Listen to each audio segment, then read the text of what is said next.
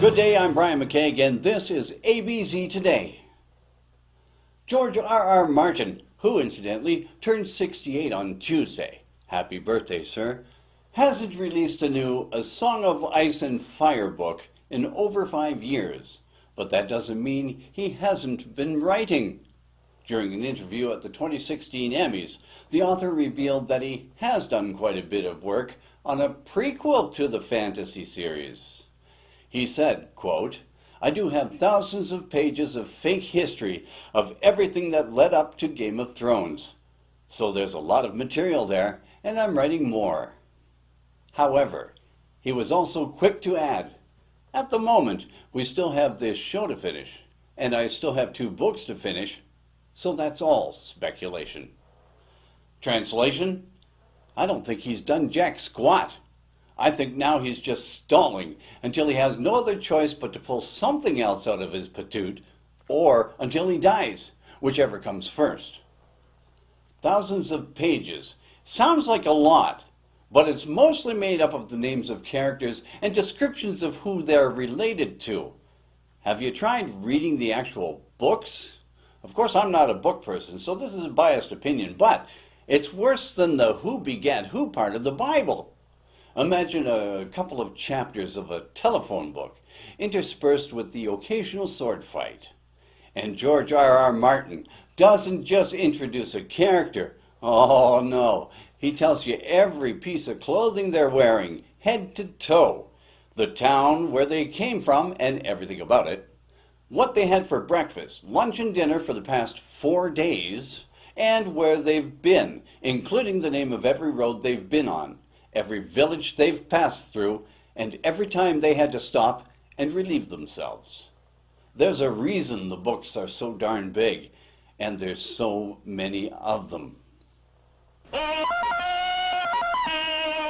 Yes, the big divorce news everyone's talking about is true. Celebrity chef Anthony Bourdain is divorcing his wife of 9 years, MMA fighter Otavia Busia. Oh, and there's also this. Angelina Jolie filed for divorce from Brad Pitt on Monday.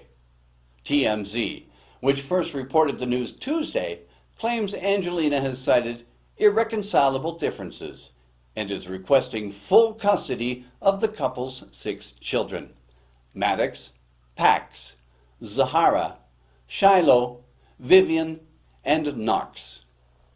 Sources allege the separation came as a result of Brad's parenting methods and his consumption of marijuana and alcohol. Angelina and Brad started dating while filming the 2005 movie Mr. and Mrs. Smith. Then they got engaged in April 2012 and married at a French chateau in August 2014. By the way, shortly after Angelina Jolie's divorce filing from Brad Pitt became public knowledge, in a stroke of incredible irony, a 3.0 magnitude earthquake was reported in Los Angeles. Of course, that could have just been Jennifer Aniston high-fiving herself in the mirror. You look now, headline of every tabloid this morning. See, we were telling the truth. You know, it's actually a little confusing, because I thought weed and booze were 2 more of their children from Laos or somewhere like that. Wait, they only listed 6 kids? What happened to the other 11? It sounds to me like Brad's parenting method was consumption of marijuana and alcohol anyway. You want to know the real reason why they're divorcing? Because getting tang from only 1 poon is not nearly as much fun as either one of them thought it would be. And I tell you this, both of them are facing a long microseconds of loneliness before they find someone new.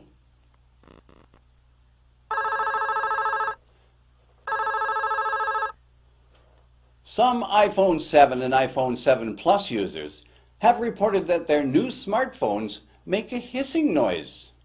Stephen Hackett, who blogs at 512 Pixels, said his iPhone 7 Plus made a hissing sound as it was restoring from iCloud.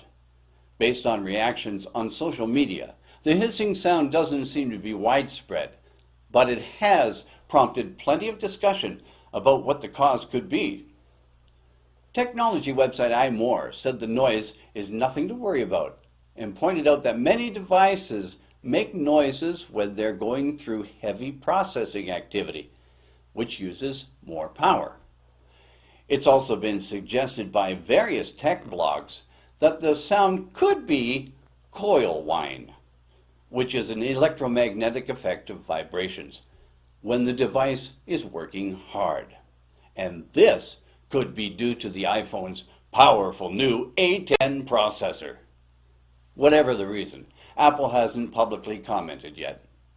Personally, I think it's the confused electricity trying to figure out where to go because of the missing earphone jack.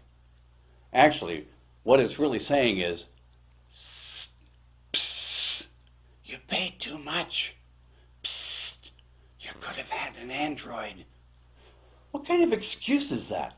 The hissing could be the powerful new A10 processor? What does it run on? Steam? Sure, try to put a spin on it like the hissing's a good thing. It's noisy because the processor is so fabulous. Actually, Apple did try commenting, but you couldn't hear them over the hissing sound. Authorities in Grand Rapids, Michigan pulled the plug providing power to a Michigan man who has been living in a large wooden sphere as part of an art project. Now don't be all too surprised. He's done things like this before. Lauren Nagy had planned to live in the 8-foot spherical micro-home on the streets of Michigan until October 8th as part of an artistic statement. The sphere is quite livable and is even equipped with Wi-Fi and electricity. Or at least it was equipped with Wi-Fi and electricity until authorities pulled the plug because the power cord was plugged into a city street light across the sidewalk and was causing a tripping hazard. As for his spherical home, Mr. Nagy says it's called EMOH, E-M-O-H, which is home, spelt backwards. He says it's a statement, quote, about our backwards system of vacant houses and homeless people, unquote. I have one of my own words for you. Poopmaknin. It's nincompoop spelt backwards. Notice he had Wi-Fi. That's a millennial artist for you. I'll suffer for my art, but not without my Wi-Fi. And thank you very much. I hadn't been aware of vacant houses and homeless people before. But now that I've heard of this guy's art project, I mean, wow, my eyes are open, he said sarcastically, then continued to emphasize his sarcasm further by narrating the fact that he was indeed being sarcastic, just to assure you didn't miss the sarcasm that was flowing out of him.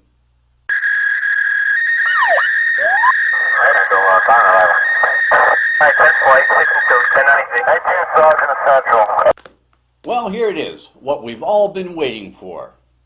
Now you can dial France and speak to a random French. Launched by France's Tourist Council, the idea is that for the price of an international call, people from around the world can dial France using one number, 011-33-176-498-498. And they'll get connected to a random French volunteer somewhere in France. Theoretically, you would then ask about traveling, restaurants, those kind of things, and then go visit France. Yes, yes! Your mom tells me to tell you, you should call now the French number. Just take your phone, dial the number, and in a matter of seconds, you'll actually be talking to a f***ing French. Oops, not done my French. Call the French number now, or I will cut your head off, like we did in 1789. Call us! If you want to see the rest of that, the link is in the description. First question, why doesn't France have shorter phone numbers? Never mind. Heck, with any luck, you'll be able to hear the French person on the other end over all the explosions. Seriously, how crazy do you have to be to visit France right now? Hence the desperate ploy by France's Tourist Council, I guess. Hey, you don't have to knock me on the head. Je comprenais, monsieur. Anyway, I'm Canadian. French is our second official language. You don't have to make any international phone calls to find some ignorant dweeb who will go on speaking to you in French, even though he can tell by the glazed over look in your eyes you clearly don't remember any of that force-fed French you took in elementary or high school. That's right. We all took French in school. It was mandatory. But I, like many others, speak more Chinese than I do French. No, really. 我会说一点中文，我不会记住法国 anything. 我不要，对不起。大概我要一点点，但是 je parle en français aussi, mais très très peu. And in English, when we swear, when we curse, it involves sex and body parts, fun stuff. When you swear in French, it's usually just church or food related. Sacrament, tabernacle, blue sugar, good one, tanks, reservoirs. Happy birthday to you. Celebrating their birthdays today.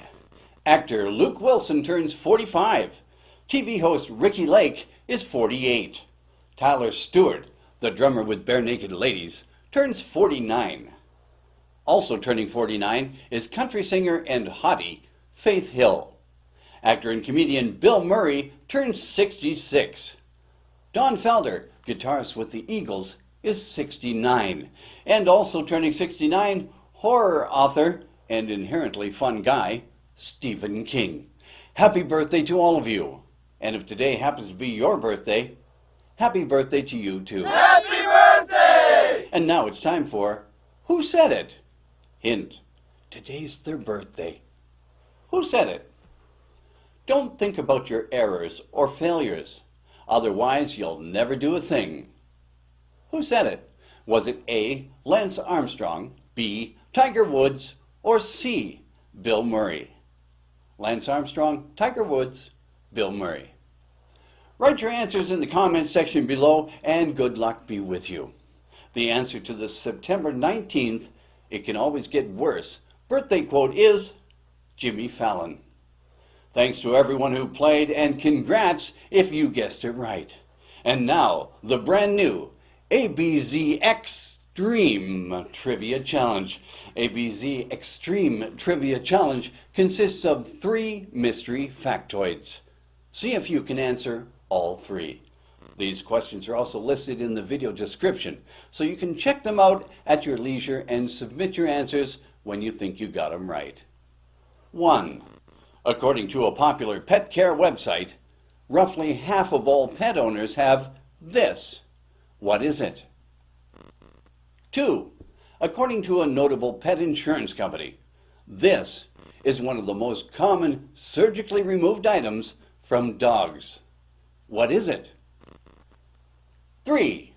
Only 1 in 5 pet owners has ever done this for their pet. What is it? Good luck!